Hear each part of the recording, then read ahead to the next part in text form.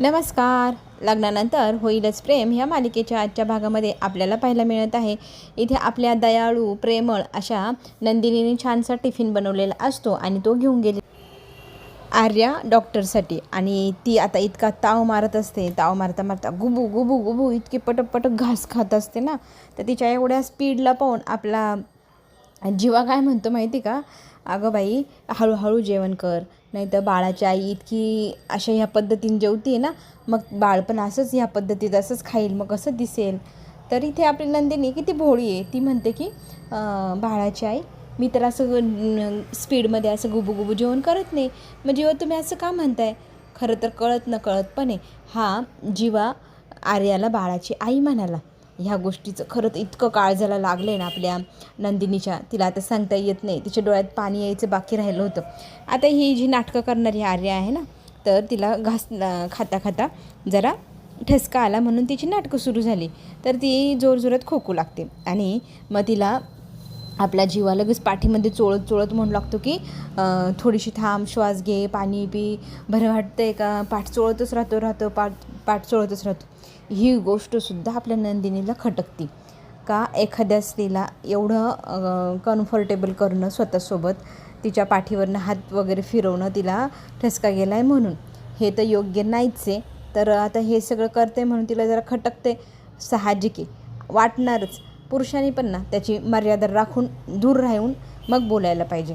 आता आपल्या ही नंदिनी हे सगळं काही पाहते आणि एक कटाक्ष फक्त जीवाकडे टाकते. जीवाला कळलेलं असतं त्याने काय केलेलं आहे. तो तिच्याकडे पाहत फक्त भामट्यासारखं उभा आपण म्हणतो तसा राहतो. नंदिनी मात्र दुखावली गेलेली आहे हे त्याच्या लक्षातही आलेलं नसेल. चला, आपण इकडे पाहत आहोत काव्याचं वृक्षारोपणाचा जो काही कार्यक्रम आहे तो व्यवस्थित झाला आहे आणि ते आता जरा प्रॉब्लेम झाल्यामुळे आता थोडी टेन्शनमध्ये असते. तितक्यात ना आलेला असतो पार्थला ती विचारते, अहो सगळं व्यवस्थित आहे ना, काही काळजीचं कारण नाही ना. तर पार्थ तिला म्हणू लागतो की नाही, सगळं काही एकदम व्यवस्थित आहे, काळजीचं काहीच कारण नाही. मग आता तिची थोडीशी टेन्शन फ्री झालेली आपल्याला पाहायला मिळते आणि म्हणते की हा जो कार्यक्रम आहे, उपक्रम आहे, तो करताना मला खरंच खूप मजा आली, खूप छान वाटते हा कार्यक्रम करून. तर आता आपण पाहतोय की पोलिसांची गाडी समोरने येताना काव्या पाहते. तर काव्या आता पार्थला म्हणते तुम्ही तर म्हणाला तर सगळं व्यवस्थित आहे, मग पोलीस वगैरे कशी काय आली, याचा अर्थ मला अटक होऊ शकते. तर पार्थ लगेच म्हणतो की नाही, तुला अटक करण्या अगोदर मला त्यांना सांगावं लागेल की मला अटक करा, मी केलेली ही चूक. तरी ती म्हणते मी केलेल्या कामाची शिक्षा तुम्ही का स्वतःला घ्यायची. खरं तर मला फारच एक्साइटिंग असं काहीतरी वाटते बरं का. आपलं बाळ जेलमध्ये, म्हणजे ते श्रीकृष्णासारखं नाही का, त्याने पण कैद आसामध्ये असताना जन्म घेतला वगैरे, तसं वाटतंय मला, तशी फिलिंग येते आहे. तर आता इथे काहीही काय जरा सिरियसनेस ठेवा ना, असं पार्थ म्हणतो. आणि समोरून पोलीस आल्यावर पोलिसांना घाबरून लगेच तो म्हणू लागतो की ह्यांनी काही केलेलं नाही, जे केलं आहे ते मी केलं आहे, अटक करायची असेल तर मला करा. आता इथे आपली नंदिनी आपली काव्या म्हणू लागते की अहो तुम्हाला कुठे काय म्हणताय, आपण कुठे काय चूक केली, आणि आपण काही चूक केली तरी आपल्याला अरेस्ट वगैरे करतील. आपण चुकीचं काही केलंच नाही किंवा काही वागलेलंच नाही, त्याच्यामुळे आपल्याला अरेस्ट वगैरे होणं शक्यच नाही. तर आता मीडियातली जी सगळी मंडळी असतात आणि आता सगळेजण तिथे उभे राहून हे सगळं काही शूट करत असतात. काव्याचं हे जे बोलणं असतं ना, ते ऐकल्यानंतर पोलीस म्हणू लागतात का तुम्ही जे केलेलं आहे एकदम गंभीर असं, एकदम चेहऱ्यावरती हे आणून टेन्शनमध्ये, तुम्ही जे हे कार्य केलेलं आहे त्या कार्याचं उत्तर तुम्हाला पाहिजे हवं आहे ना, तर उत्तर तुमच्यासमोर येतच आहे. आणि बघता बघता एकदम पांढऱ्या रंगाची भव्य दिव्य मोठी गाडी येते आणि त्या गाडीतनं मॅडम खाली उतरतात. मॅडमला पाहिल्यानंतर आपला पार्थ म्हणू लागतो, अरे मॅडम इथे कशा, आपण खरंच काय केलं आहे, चुकीचं तर काही झालं नाही ना आपल्या हातून, तरी ते कायद्याचं उल्लंघन आपण केलंच नाही, तर आपल्याला चुकीचं वगैरे होणं शक्यच नाही, असं काव्याचं म्हणणं असतं. आणि पार्थ घाबरलेला असतो. त्यात मॅडमला पाहून आता इथे घाम फुटला आहे बरं का काव्याला पण, की त्यांचा चेहरा एवढा सिरियसनेस आहे ना, आणि त्या ज्या बोलत आहेत ना त्या बोलण्यानं तर आता आपली काव्य घाबरलेलीच आहे. त्या बोलू लागतात, भावी आय एस झालेली पण नाही, पण वागणूक एकदम आय एस सारखी. तर आता हे वाक्य ऐकल्यानंतर आता आपण खरंच काही चुकलो आहे की काय, हा प्रश्न थोड्यासाठी का होईना तिच्या मनात आला. आणि मग इथे आपली जी मॅडम असताना ते म्हणू लागतात की हे सगळं काही जे होत होतं ते घडून मी देत होते, मला बघायचं होतं तू काय काय करू शकतेस ते.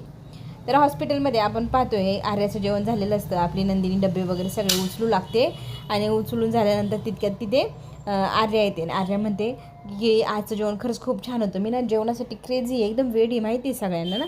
तर आता इथे विषय झाला आहे की दररोज जेवणाची आबळ म्हणजे जेवणाची सोय होत नाही किंवा त्या जेवणावरनं रोजच चिडचिड होते. तर इथे आपली नंदिनी म्हणते की मी तुझ्यासाठी काही दिवसांसाठी का होईना रोज टिफिन पाठवू का. तर ती म्हणते तू मजाक करते का. ती म्हणते नाही ग सिरियसली म्हणते. वाव. मग आर्या लगेच म्हणते जर तुझ्याकडनं रोज असा एकदम टेस्टी असं वरण त्याच्यावर कढीपत्त्याची कोथिंबीरची फोडणी तूप घातलेलं वरण असं वाफळलेलं खाताना काय भारी मजा येत होती. असं जर रोज घरचं जेवण जर मला मिळायला लागलं ना, वा वा धन्य धन्य, मग तर मी एकदम सुप्रसन्न राहील. माझं ना जेवणावरूनच फार चिडचिड होते. आणि ते वरणाचं कौतुक करता करता ना सहजच आर्या विचारते की जेवणाचं हे वरण जे बनवलं ते कोणी बनवलं होतं. तर आपली नंदिनी सांगते की आपल्या जीवाची स्पेशालिटी ती त्यांनीच बनवलेलं होतं. ओ म्हणजे हे वरण जीवाने बनवले. तर त्याला म्हणते तुझा हात दाखवती. तर तो म्हणतो कशाला. नाही नाही. ती म्हणते कर ना हात पुढे. मग आर्याने सांगितले म्हटल्यावर हा जीवा कळत न कळतपणे तिच्यासमोर त्याचा हात करतो आणि त्या हाताला धरत ती म्हणू लागते एवढं भारी वरण ज्यामुळे माझा आत्मा एकदम तृप्त झाला आणि जेवणासाठी मी किती क्रेझी घरच्या ते तर तुम्हाला आता सगळ्यांना कळलंच असेल. आणि हे वरण जे तू केलं होतं वाव काय वरण होतं यार. मला ते वरणाची चव इतकी आवडली ना, आयुष्यभर जर असं वरण मला खायला भेटत राहिलं तर बापरे मग तर माझं काही खेरच नाही.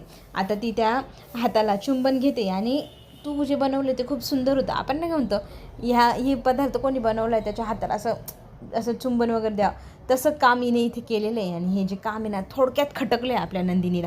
कोणी कितीही म्हटलं तुझा हात दे किंवा मी चुंबन घेते, आपण माणूस आहे, आपण पटकन हात काढून घेऊ शकतो ना. तसं याने पण करायला हवं होतं. आणि हा मूर्ख तिच्यासमोर हात घेऊन उभा आहे आणि त्यालाही ते सगळं आवडते. थोडक्यात दिसते त्याच्या चेहऱ्यावरनं. नंदिनीच्या जीवाला मात्र हे कचकन लागलं. अगदी तिच्या काळजाला तीर लागावं ना तसं लागलं. अरे साहजिक आहे लागेलच. बाई आहे ती काही महान कोणी मोठा आत्मा नाही. आपला नवरा कोणासोबत एवढा म्हणजे फ्रेंडली होतो आहे आणि बाई म्हणून आपण पाहून घेणं नाही. एवढी फ्रेंडशिप किंवा एवढी मोकळीकता अजून तरी माझ्या तरी मेंटॅलिटीला सहन होतच नाही. किती कम्फर्टेबलपणा दिला तरी पण एवढं चुंबन वगैरे घेईपर्यंत नाही, हे चुकीचं आहे. तर आपण इकडे आता पाहू शकतो की जी परीक्षा घेण्यात आलेली होती आपल्या काव्याची त्या परीक्षेचं निकाल काय किंवा त्या प्रश्नपत्रिकेचं उत्तर काय असा प्रश्न आपल्या काव्याने मॅडमला केलेला असतो. तर मॅडम इथे सांगू लागतात की तुझ्या प्रश्नाचं उत्तर मी आता तुला सांगते. ज्या वेळेला तुझी परीक्षा घ्यायची मी ठरवलं, तू इन्स्पेक्टर सरांना फोन केला तर त्यांनी सांगितलं आणि मी येतो आहे. तर त्यांना मी फोन केला की तुम्ही जाऊ नका, कारण एखादी घटना घडती आणि ती जर इतकं चटकन पटकन आपल्या मनाप्रमाणे घडली तर मग त्या घटनेचा अर्थच उरणार नाही ना. कारण त्याच्यासाठी एखाद्याला लढता पण आलं पाहिजे की मला ठामपणे माझं हे मत आहे, हे झालंच पाहिजे. आता तू कशी रस्ता दुरुस्तीसाठी एवढी ठाम आहे ते सगळ्या लोकांना तू एकदम सडेतोड उत्तर देते. तशी उत्तरं आपल्या ह्या सिस्टममध्ये पण द्यावी लागतात कधी कधी. समोरून एखादा इन्स्पेक्टर आला आहे तर तू त्याला लगेच सॉरी मी तुमची पाय पकडते मला काही करू नका असं जर उत्तर दिलं असतं ना तर तू 100% फेल झालेली असती. पण तू तुझा रुबाब सोडला नाही, तू तुझा ॲटिट्यूड सोडला नाही आणि तुला जे बोलायचं होतं ते तू ठामपणे बोलत होती. तुझ्यात अजिबात घाबरलेला किंवा भीतीचं वातावरण अजिबात नव्हतं. तू तुझ्या मतावर ठाम होते की हे पाहिजे, हे असं चुकीचं आहे आणि ते करा तुम्ही. तर हेच एखाद्या अधिकाऱ्याला जमलं पाहिजे. एखादी मोठी त्याच्यापेक्षा अधिकारी व्यक्ती आली तर लगेच माणूस गळपटून जातो, तर तू गळपटली नाही. तर आता तुझ्या प्रश्नाचं उत्तर तुझ्यासमोर येत आहे. तू पास झालेली आहे आणि तुला आता ह्या कंत्राटदाराला चांगलं वटणीवर आणायचं आहे. कंत्राटदार आला आहे मॅडम आणि यांच्यासमोर सगळ्यांसमोर हात जोडून उभा आहे आणि म्हणतो की तुम्ही जसा फोन केला तसा मी तडक निघालो, चप्पलसुद्धा पायात घातलेली नाही. बघा मॅडम मी असाच धावत आलो आहे आणि सॉरी माझ्याकडनं चूक झाली, मला सांगा ना काय करायचं, मी 2 दिवसात दुरुस्ती करून देतो. आता इथे आपली मॅडम ज्या आहेत त्या म्हणू लागतात की ह्या भावी IAS होणार आहे. आता इथून पुढे तुम्हाला त्यांच्या प्रश्नांची पण उत्तर द्यावी लागत जाणार आहे. तर आत्तापासूनच प्रॅक्टिस करून घ्या आणि यांना काय सांगायचं ते तुमचं 2 दिवस 3 दिवस यांना विचारा. यांनी परमिशन दिली तर ठीक. आता ही जी भावी IAS आहे हिच्यासमोर हात जोडून हा कंत्राटदार उभा आहे आणि तो म्हणू लागला आहे की माझ्याकडनं चूक झाली आणि तुम्ही मला माफ करा. तुम्हाला जसं हवं तसं मी लवकरात लवकर हा जो रस्ता आहे तो दुरुस्ती करून देतो असं म्हणत तो तिथे मॅडमची परमिशन घेतो. पण मॅडम म्हणतात की 2च दिवस बरं का, जास्त दिवस देणार नाही. तर तो म्हणतो हो ठीक आहे 2 दिवसात सगळं करून टाकतो असं म्हणत तो आता तिथे हात जोडून उभा असतो. आणि खरंच एकदम परफेक्टली एखादी अधिकारी वागावी ना तशी आपली काव्य वागली आणि त्या गोष्टीचं कौतुकही मोठ्या मॅडमकडनं झालेलं आहे आणि त्यांच्याकडनं तिला ॲप्रिशिएट म्हणतो तसं मिळालं आहे. तर आपण पाहतोय तिचं कौतुक झालं, तिचं केलेल्या कामाचं सगळ्यांनी कौतुक केलं आहे. तिलाही फार भारी वाटतं की माझ्याकडनं असं सत्कर्म नेहमीच होत राहो आणि एखाद्याचा जीव या खड्ड्यांमुळे जर गेला तर ते मला सहन नाही होणार आणि कोणाला त्रास होऊ नये अशी माझी इच्छा आहे. हे रस्ते वगैरे लवकरात लवकर दुरुस्त व्हावे आणि कधीच कुणाला त्रास होऊ नये. वेळोवेळी त्यांची दखल घेतली जावी. फक्त पैसा आणि कॉन्ट्रॅक्ट मिळाल्यानंतर त्या गोष्टीकडे लक्ष न देणं, हा जो हलगर्जीपणा आहे तो पुन्हा आयुष्यात कधी करू नका. कारण ह्या सगळ्या रस्त्यांमुळे खड्ड्यांमुळे एखाद्याचं खरंच जीव जाऊ शकतो. सिरियसनेस घ्या ह्या गोष्टीची. आणि रस्त्याचं जर म्हणाल तर पैसे नाही तर म्हणूच नका. प्रत्येकजण टोल भरतं, सगळं भरतं, टोलमधनं आलेले पैसे तुमच्यापर्यंत पोचतात देखील, पण ते तुम्हाला खाताच पुरत नाही. हे आम्हाला आता कळलेलं आहे. हे जे घटना ज्या घडत आहे त्या अजिबात घडल्या नाही पाहिजे आणि कुठलीही कसर तुमच्या कामात राहता कामा नाही. एकदम परफेक्ट तुमचं काम करायचं. आणि असा रोखठोक बोलणारा अधिकारी जर खरंच सिस्टममध्ये जर आला ना, हे जे मध्ये मध्ये खाणारे पैसे आहे ना, जे लोक खातात त्यांना अजिबातच जागा उरणार नाही. अरे जितकं काम आहे तितके पैसे घ्या ना, तर कोटीच्या कोटी रुपये गिळून टाकावे ना. एखादा घास तसा गिळून टाकतात नाही, ढेकरसुद्धा काढते नाही की गिळला आहे आम्ही. बघा, तर आता आपण इथे ही जी काही परिस्थिती पाहतो आहे, ह्या परिस्थितीत खरंच एकदम परफेक्टली आपली काव्य वागली आहे. काव्याचं कौतुक आणि तिचं ह्या कामाची जी काही प्रशंसा झालेली आहे ती पाहायला मिळते आहे. आणि ह्या गोष्टीमुळे खरंच काव्य भारावून गेली. सगळेजण आपापल्या घरी गेल्यानंतर आता काव्य आपल्या नवऱ्यालाही थँक्यू म्हणते. खरं तर तू जर नसता तर हे सगळं घडलंच नसतं असं ती त्यांना ठाम म्हणते आणि नवऱ्यासोबत मग घरी जायला निघालेली असते. तर आता आपण हे पाहतोय की काव्या घराच्या जवळजवळ आली आहे तर ती आपल्या जीवाला गाडी थांबवा इथे साईडला म्हणू लागते. तर तो म्हणतो का काय झालं, तर ती म्हणते मला इथे 2 मिनटं शांत बसायचे. आता हे जे शांत बसणे आहे ते थोडंसं खटकतं बरं का आपल्या जीवाला. का हा अबोला, का हा दुरावा. आता हे क्षण ते त्याला जाणवू लागले की आपली नंदिनी आपल्यावर रुसली आहे, पण आता ते आपल्याशी बोलत नाही आहे ह्या विषयावर ठळकपणे. तो लगेचच गाणे लावू लागतो त्याच्या आपल्या गाडीतल्या म्हणजे FM वरती की का हा दुरावा, का हा अबोला, सोड ना जरा.